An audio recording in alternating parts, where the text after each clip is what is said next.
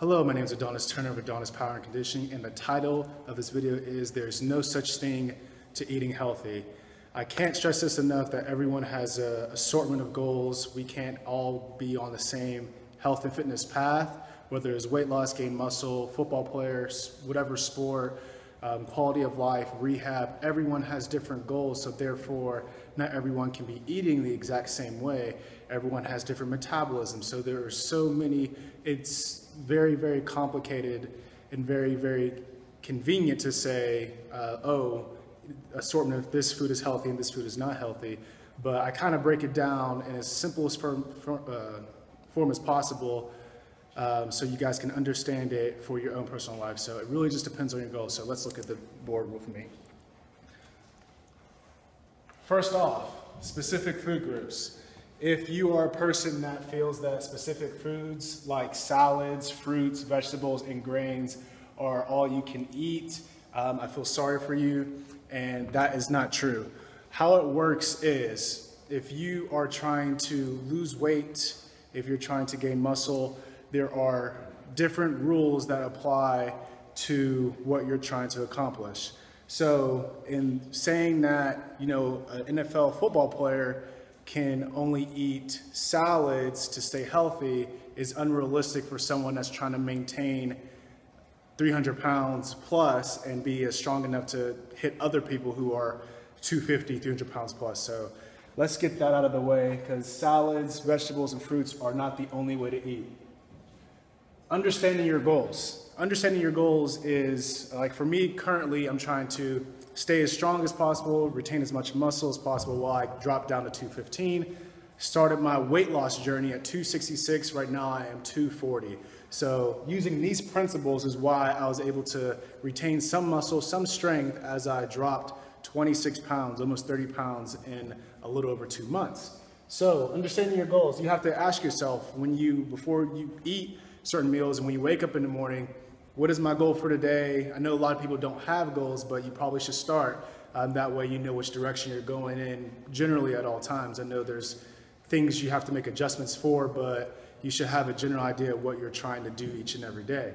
So if you're trying to gain muscle, you cannot undereat and try to gain muscle. You have to have a certain amount of protein to sustain your muscle mass, carbs and fats. There are rules that apply to that specifically. That is a goal that not everyone has, but it is a goal that some people do have, so it's going to be different.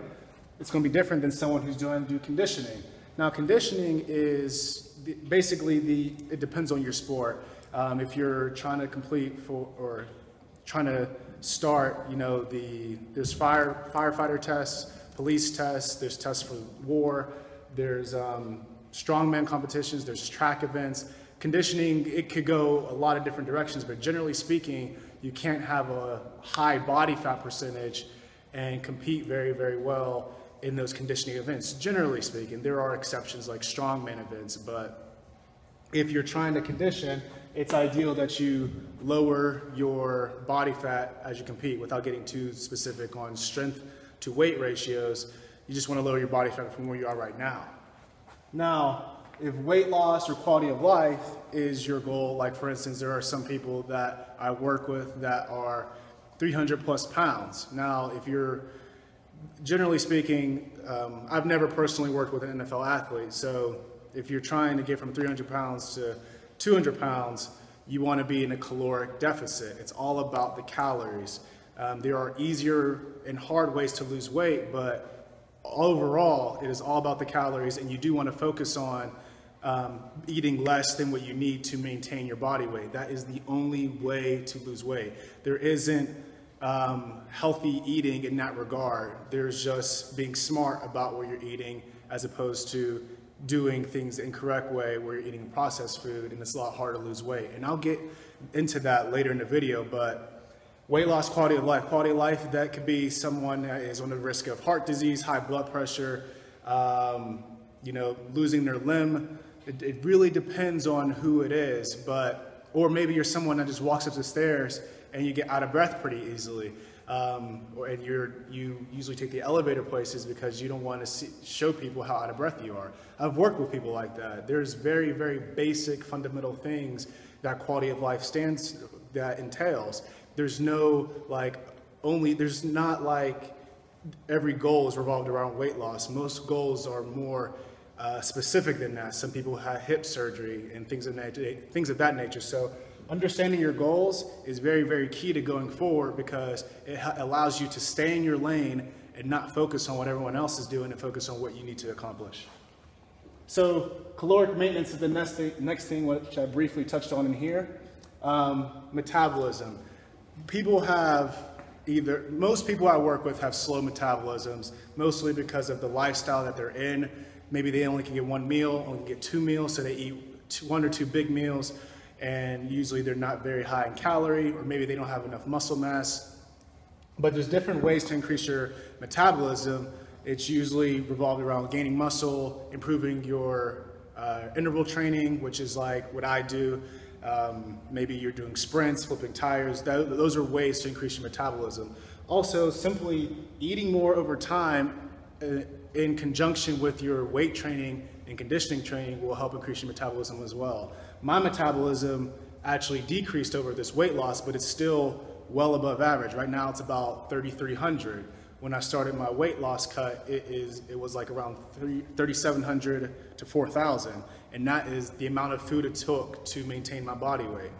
So also for caloric maintenance, if you are trying to gain muscle, just because you eat a protein supplement does not mean you're going to gain muscle. Or just because you drink a protein shake does not mean you're going to gain any muscle. It's much more specific than that. There are specific numbers you have to hit per day, all the time, for the next months at a time to gain even 1 pound of muscle. Usually natural athletes can expect 1 pound of muscle per week. Anything faster than that, you're probably on something. And if you think you're gaining 4 pounds of muscle a week, it's probably fat. So understanding that your calorie maintenance is what you really need to understand as far as weight loss, weight gain, muscle gain.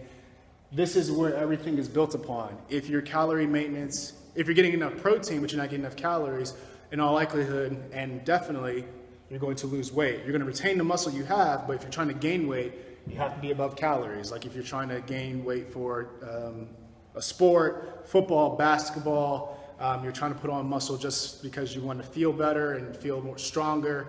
If you want to gain weight because you're doing events that require strength, whether it is flipping a tire, deadlifting, squats, then this is something you need to find out. And I recommend, if you're in the Tulsa area, I have someone I'm connected with that can help you figure this out and get you on the right path.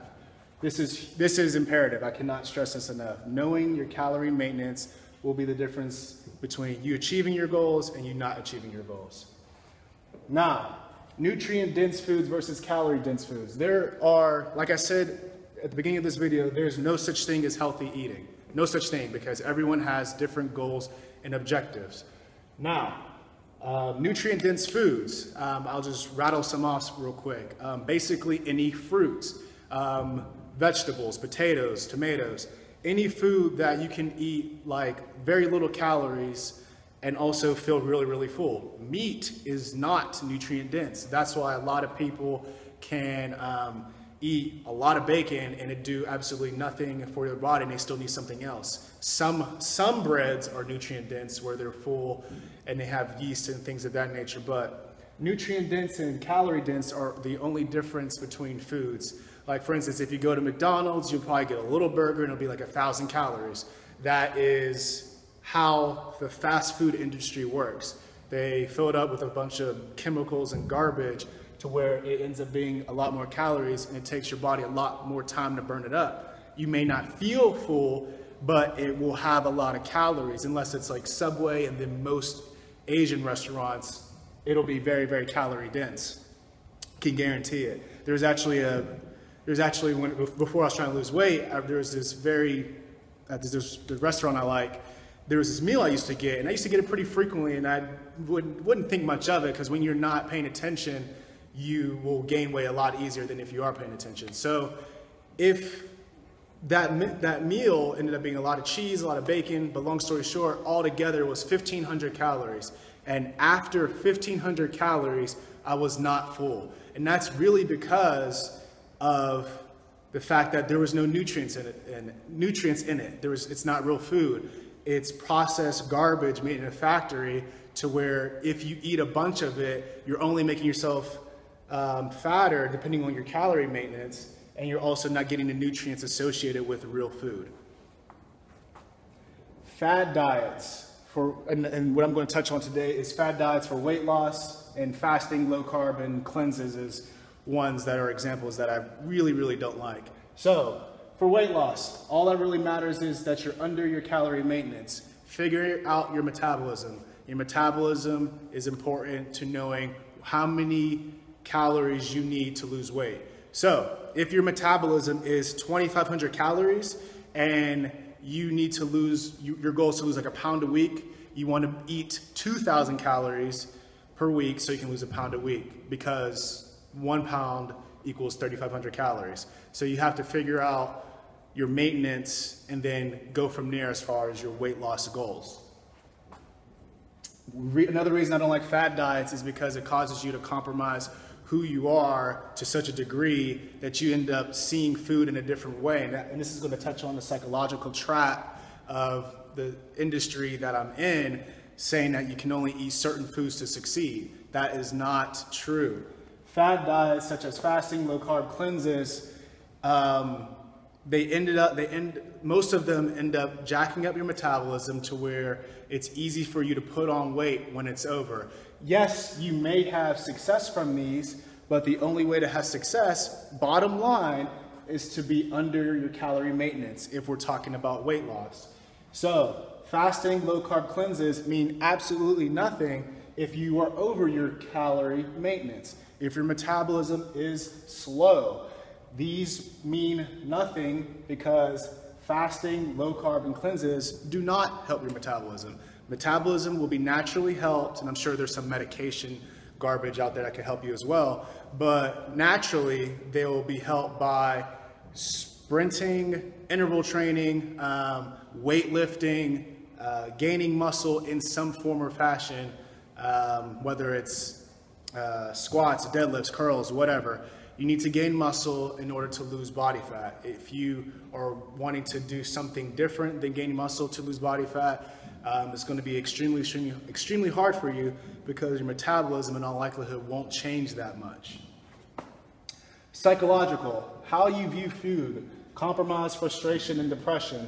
A lot of people I've worked with in the past 3 years as a certified personal trainer and weight loss specialist, they feel that they can only eat certain foods to succeed. So, I've already touched on this in the beginning, so let me just give you a scenario. There's a friend of mine who actually inspired me to do this video. Basically, he was saying like, he actually said to me he didn't know anything about he didn't know the fact that calories was really, at the end of the day, all that mattered for losing weight. Now, there are easy and hard ways to lose weight, which I will touch on. But psychologically, you may view food in such a way where you may feel like you can't afford certain meals to succeed. Now, for instance, since I have a very high metabolism, I can pretty much, within reason, eat what I want. Now, the majority of my food is nutrient dense because I like to be full for a long period of time because it allows me to work better, so it works better for me. But if my calorie maintenance, which right now it's about 3,200, I can afford to eat a 500 calorie pizza or cheeseburger or whatever, or a piece of bread, whatever, because my calorie metabolism is so high. But if your calorie maintenance is about 1,500 or even 1,000 in some cases, and you eat a 500 calorie bread that is calorie dense and not nutrient dense, you are messing up your progress. It's going to be very hard for you to lose weight, and that's something that you want to stay away from. Now, nutrient dense foods will make it easier for you to lose weight because they fill you up a lot faster than calorie dense foods, because they actually are real food: potatoes, vegetables, fruits, real things that are going inside of your body so your body can absorb them properly, as opposed to flavor blasted goldfish, which is my thing, which I cannot buy because I know I'll just eat the whole thing. But flavor blasted goldfish is a very calorie dense, because essentially the companies put chemicals in there so you can be addicted to it, so you can eat more of it, so you can buy more. So it's calorie dense. It's not good for your body. It'll cause, weight gain is inevitable, I should say. So compromise. When you have a decent metabolism, and let's say you are a type of person, like I have a client right now that she loves Monster drinks. Now, it would be very easy for me to say like, oh, well, eliminate Monster drinks out of your diet and then you will make progress. Yes, that is probably the case, but you have to understand the people you're working with. Like myself, I'm very, very driven, goal-oriented, very intense when I want to achieve a goal. Most people aren't like that. Most people are just day-to-day people. They're just trying to get by. They really don't want any issues. They just, they want to make any waves. So you have to understand your audience. Your audience is the general public. You can't really say that, okay, stop eating this because that's why you're losing weight. You have to say that eat less of this because of your low metabolism, or know the metabolism associated with your goals in order to progress. So if a Monster drink, I never drank one, so I don't know. If a Monster drink is about 200 calories and your metabolism is 2,500, you can afford one per day and maybe two depending on how you eat the rest of the day as far as nutrient-dense foods. And another thing that ends up being a problem is if you feel that for instance, if your calorie maintenance is 6,000 calories and you are, very, very high metabolism and you are told that you don't eat healthy, well, you have to understand your metabolism is so high that it's very, very abnormal to have a metabolism really above 3,000 in this world, because we're taught that work is more important than our health. So we have to compromise who we are as far as how we feel and what we do. So your metabolism is 6,000 in this situation. If you want to lose weight, you only have to do 5,500, which is very, very easy because 6,000 is so high.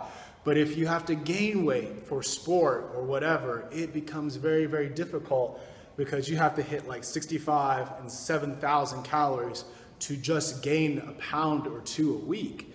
So if you have that high of metabolism, you're going to want an assortment of nutrient-dense and calorie-dense food just so you can get more calories to gain weight, because your goal would be to, we'll say, become an NFL lineman. You can't be an NFL lineman and be as little as me. You got to be 320, 340, 360, and something of that nature. So you want an assortment of nutrient-dense and calorie-dense foods just so you can keep the weight on. And most of those events and most of those sports, they're so active that you have to really refuel with a lot of food, nutrient-dense and calorie-dense. Nutrient-dense so you can get the protein associated with your goals, and calorie-dense so you can definitely get enough weight on so you can continue to go whatever direction you're going in. Back to the psychological to wrap things up. I don't want you guys to feel that there's only one way to achieve your goals. You can have bread, you can have the occasional chip, you can go out to eat occasionally. You don't really have to change your lifestyle that much and that drastically to achieve your goals. Obviously, you have to focus and be smart of the totality of your diet. Are you achieving your goals? You can afford the occasional Pop-Tart, but you have to know your metabolism.